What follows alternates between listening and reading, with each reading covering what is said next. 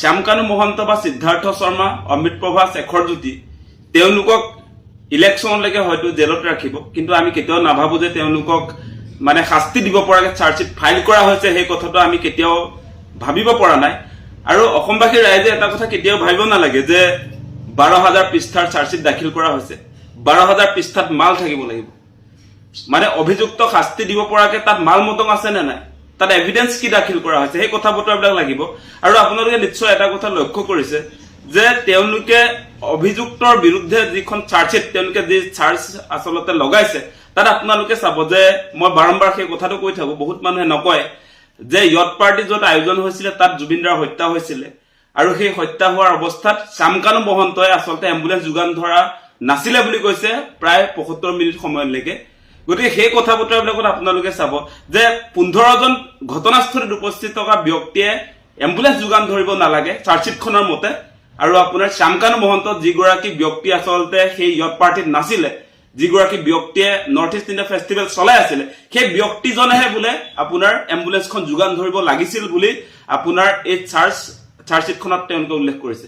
গতিকে সেই বস্তুটোৰ ক্ষেত্ৰত আমাৰ প্ৰশ্নটো হৈছে কোৰ্টে সুধিবনে নুসুধে যে ঘটনাস্থলীত যিসকল ব্যক্তি উপস্থিত আছিলে তেওঁলোকে যোগান ধৰিব লাগে নে এম্বুলেন্স, নে বেলেগ অনুষ্ঠানত থকা ব্যক্তিজনে আচলতে এম্বুলেন্সখন যোগান ধৰিব লাগে। সেইটো বোলে আটাইতকৈ ডাঙৰ এলিগেশ্যন বুলি কৈছে তেওঁলোকৰ মতে। মানে সেইটো আচলতে এলিগেশ্যনটোক তেওঁলোকে এভিডেন্স বুলি দাখিল কৰিছে তাতে। সেই কথাটো ওপৰি যাব নালাগে আচলতে কোৰ্টত, সেই কথাটো আপোনালোকে বিবেচনা কৰি চাওক। গতিকে তদন্ত চলি থকা অৱস্থাটো আচলতে জুবিন দাক ছিংগাপুৰলৈ যিটো অনুষ্ঠানে লৈ গৈছিলে তেওঁলোককতো সোধপোছ কৰিবলৈও SITৰ সাহস নহল। সেই প্ৰশ্নবিলাকতো আমি সুধি আছো, আৰু অসমবাসী ৰাইজেতো তাত ঢুকিয়ে নাপায়গে। এতিয়া চবেই কথাটো কোৱা হলে হয়তো তদন্ত প্ৰক্ৰিয়াটো আৰু অলপ ষ্ট্ৰং হলহেঁতেন। আমি কোনেও প্ৰশ্নই নুসুধিলো যে জুবিন দাক ছিংগাপুৰলৈ কোনে নিছিলে, সেই কথা কোৱা মানুহ নাই।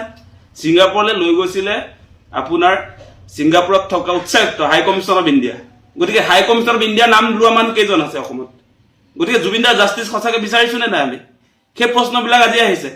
গতিকে ইয়াত অসমত যি তদন্ত চলিলে তাতো আপোনাৰ এই পুথি খলিহনা 5 গৰাকী ব্যক্তিক আচলতে দোষী সাব্যস্ত কৰা হৈছে, আৰু অনুষ্ঠানটো মেইন উদ্যোক্তা আচলতে নৰ্থ ইষ্ট ইণ্ডিয়া ফেষ্টিভেলৰ আপোনাৰ বিদেশ মন্ত্ৰণালয়, আপোনাৰ বিদেশ মন্ত্ৰী বা তাত থকা হাই কমিছন অফ ইণ্ডিয়াৰ উচ্চায়ুক্ত কমিছনাৰ, তেওঁলোককতো সোধপোছ নকৰিলে কেনেকে আচলতে জুবিন দাক জাষ্টিচ দিব, সেই কথাটো আপোনালোকে ভাবি চাওক এতিয়া। গতিকে আমি যিবিলাক কথা কৈ আছিলো যে জুবিন দাৰ ন্যায় দিয়াৰ পক্ষত আচলতে বিজেপি চৰকাৰখন নাই, আৰু এই আদৰ্শগত সংঘাতবিলাকৰ কথাটো আমি কৈ আছিলো যে জুবিন দাই আচলতে বৰ্তমান সময়ছোৱাত এই শেহতীয়া 2-3 বছৰ ধৰি বিজেপিৰ কিছুমান আদৰ্শগত কথাত ঘোৰ বিৰোধিতা কৰিছিলে। আপোনালোকে সেই কথা বতৰাবিলাক দেখিছিলে। ইভেন তেওঁটোৰ লাষ্ট ষ্টেটমেণ্টটো আপোনালোকে দেখিলেই যে অসমীয়া জাতীয়তাবাদৰ আটাইতকৈ গুৰুত্বপূৰ্ণ ষ্টেটমেণ্টটো দি থৈ গ'ল, যিটোৱে বিজেপিক আচলতে আঘাত দিছিলে। যে বিজেপিক প্ৰশ্ন উত্থাপন কৰি তেওঁ কৈছে যে আচলতে বিজেপি চৰকাৰে, কেন্দ্ৰীয় চৰকাৰে আমাক কি দিলে? আমি অসমে দি আছো, আমি চাহপাত দি আছো, আমি গড় দি আছো, আমি কয়লা দি আছো, আমি চূণশিল দি আছো, আমি জুবিন গাৰ্গ দি আছো। সেই কথাটো কোনে ক'লে? সেইটোৱে অসমীয়া জাতীয়তাবাদৰ আটাইতকৈ ডাঙৰ প্ৰশ্নটো হয় নে নহয়? যে বিজেপি চৰকাৰে বা কেন্দ্ৰীয় চৰকাৰে আমাক কি দিলে, সেই কথাটো কোনে উত্থাপন কৰিলে? গতিকে সেই কথা বতৰাবিলাকে সাংঘাতিক ধৰণে বিজেপিক আঘাত সানিছিলে। আৰু আপোনালোকে দেখিছে যে কা আন্দোলনৰ সময়ত জুবিন দাৰ যিটো ষ্টেণ্ড, সেইটো আপোনালোক সকলোৱে নিশ্চয় দেখিছিলে। আৰু শেহতীয়া যিটো দীঘলী পুখুৰীৰ পাৰত যি গছ কটাৰ অভিযান, তাৰ ঘোৰ বিৰোধিতা কৰি জুবিন দাইৰ নৰিয়া গাৰ্ডে গছ ৰক্ষাৰ আন্দোলনটোত নেতৃত্ব দিছিলে। গতিকে এনে কিছুমান কেতবোৰ কথাত বিজেপিৰ লগত আদৰ্শগত তেওঁৰ সংঘাত আহিছিলে। সেই কথা বতৰাবিলাক চাব লাগিব, আৰু সেইকাৰণে আচলতে জুবিন দাই ষড়যন্ত্ৰৰ বলি হ'ল নেকি, সেই কথা বতৰাবিলাক আহিছে। গতিকে অসমৰ ৰাইজক সেই কথা বতৰাবিলাক অনুধাৱন কৰিবৰ কাৰণে অনুৰোধ জনাইছো। আৰু লাহে লাহে জাষ্টিচ বিচৰা মানুহৰ সংখ্যাও কমিছে। মোবাইলত আপোনাৰ ফেচবুকত যি আমাৰ ডিজিটেল মিডিয়া আচলতে মুভমেণ্ট চলি আছিলে #justice4Jubin Garg, সেইটো লাহে লাহে কমি আহিছে। গতিকে এনেকৈ জুবিন দাক আচলতে আমি ন্যায় দিব নোৱাৰো। গতিকে আমি এটা কথা মনত ৰখা ভাল যে হত্যাকাৰীৰ পক্ষত চৰকাৰৰ ভুল সিদ্ধান্তৰ কাৰণে, চৰকাৰে প্ৰয়োজনীয় আচলতে ব্যৱস্থাপনা ছিংগাপুৰত জুবিন দাক নিদিয়াৰ কাৰণে জুবিন দাৰ হত্যা হৈছে। গতিকে সেই কথাটোহে আমি আচলতে সুধিব লাগে। মই সেইকাৰণে সদায় কৈ থাকো, আপোনালোকে নিশ্চয় শুনি থাকে যে জুবিন দাক ছিংগাপুৰলৈ কোনে নিছিল। আমি কৈ থাকো যে বিজেপি চৰকাৰে নিছিল। বিজেপি চৰকাৰে জুবিন দাক ছিংগাপুৰলৈ নিনিয়া হলে জুবিন দা জীয়াই থাকিলেহেঁতেন সুস্থ শৰীৰে আজিৰ তাৰিখত।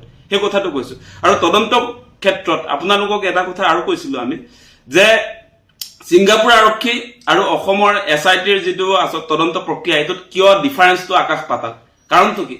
মানে ছিংগাপুৰ আৰক্ষীয়ে ঘটনাস্থলীত তদন্ত কৰিছে আৰু আমাৰ ইয়াৰ SITয়ে তদন্ত কৰিছে আমাৰ অসমত দিছপুৰত গতিকে ডেফিনেটলি ইয়াত আকাশ পাতাল পাৰ্থক্য থাকিব দুইটা পক্ষই আসলতে কল্পনাৰ ভিত্তিতে তদন্তবিলাক চলি আছে এটা ষড়যন্ত্ৰৰ কথাটো ছিংগাপুৰৰ মানুহে গম নাপায় পুলিচে গম নাপায় ছিংগাপুৰ যেটো পুলিচ ফোৰ্স আছে তেওঁলোকে জুবিনদাৰ যেটো ষড়যন্ত্ৰ জুবিনদাৰ হত্যাৰ কাৰণে যেটো ষড়যন্ত্ৰ হৈছিল ৰচিছিল সেই কথাটো তেওঁলোকে তাৰ পৰা কেনে কল্পনাই কৰিব লাগিব ইয়ালৈ আহিতো তেওঁলোকে কোনো মানুহক খুটপুছ কৰা নাই গতিকে দীৰ্ঘদিন ধৰি থকা ষড়যন্ত্ৰৰ কথাটো যদি আলোচনা কৰি থাকে অসমত জুবিনদাৰ হত্যাৰ কাৰণে পৰিকল্পনা প্ৰযোজনা যদি চলিছিল সেই কথাটো অসমত নাহিলে তেওঁলোকে তাৰ পৰা কল্পনা কৰিব লাগিব সেই কাৰণে তেওঁলোকে ঘটনাস্থলীৰ যেটো ঘটনা সেই কথাটোৱে তেওঁলোকে তাত আসলতে তদন্ত কালত পাইছে আৰু আদালতত প্ৰডিউস কৰিছে আৰু এটা কথাটো ঠিক যে জুবিনদাৰ সিজাৰ হোৱা কথাটো তেওঁলোকে শুনিছে কোনবাই কৈছে তেনেকৈ বিশ্বাস কৰি লৈছে বা ইয়াৰ পৰা কিবা ডকুমেন্ট পঠিয়াইছে তেনেকৈ বিশ্বাস কৰি লৈছে বেলেগ যিবিলাক কথা বতৰা থাকে যে জুবিনদাৰ মেনেজাৰৰ যে দায়িত্ববিলাক আছিল যে মানুহজনক পৰিচালনা কৰাৰ ক্ষেত্ৰত সিজাৰ হোৱা মানুহে জুই আৰু পানীৰ যোৱা বাধা আছিল তাৰ পাছতো আপোনাৰ তাত পানীৰ মাজলৈ লৈ যোৱা হলে এই কথা বতৰাবিলাক আছিল আৰু ছিংগাপুৰৰ ক্ষেত্ৰত আপোনালোকে জানে এটা কথা যে ছিংগাপুৰ যিখন আসলতে দেশ তাত সাংঘাতিক ধৰণৰ আসলতে পৰ্যটক আহে আৰু তাত যদি কোনোবা মানুহক হত্যা কৰা হৈছে বুলি কয় তেওঁলোকৰ লোকচান আছে সেইটো মেইন কথা কিন্তু যে ছিংগাপুৰৰ নিচিনা ঠাইত যদি কোনোবা মানুহক হত্যা কৰা হৈছে বুলি যদি ছিংগাপুৰ আজি জুবিন গাৰ্গৰ নিচিনা মানুহক যদি ছিংগাপুৰত ষড়যন্ত্ৰ কৰি আসলতে হত্যা কৰা হল বুলি কয় তেতিয়া হলে ছিংগাপুৰ এনেকুৱা দেশ নেকি যে কৰবাৰ মানুহৰ মানে আপোনাৰ ছিংগাপুৰৰ নিচিনা ঠাইত হত্যা কৰিব পাৰে তেনেকুৱা এটা বাতাবৰণ বা এনেকুৱা এটা বাতৰি যদি ওলাই তেতিয়া ছিংগাপুৰৰ লোকচান আছে গতিকে সেই কাৰণে তেওঁলোকে ডেফিনেটলি নিজৰ ৰাষ্ট্ৰখনৰ স্বাৰ্থত তাত আসলতে হত্যা হৈছে বুলি তেওঁলোকে ক'ব নোৱাৰে সেইটো মূল কথা গতিকে সেই কাৰণে কৈছো যে জুবিনদাৰ ক্ষেত্ৰত ইনজাস্টিস হৈছে আৰু সেই কাৰণে আপোনালোকে দেখিছে যে আপোনাৰ ছিংগাপুৰৰ তদন্তত বেলেগ এটা ৰিজাল্ট আহিছে অসমৰ SITৰ তদন্তত বেলেগ এটা ৰিজাল্ট আহিছে এইবিলাক বিসংগতিৰ কাৰণে আমি ভাবো যে জুবিনদাই জাস্টিস নাপায়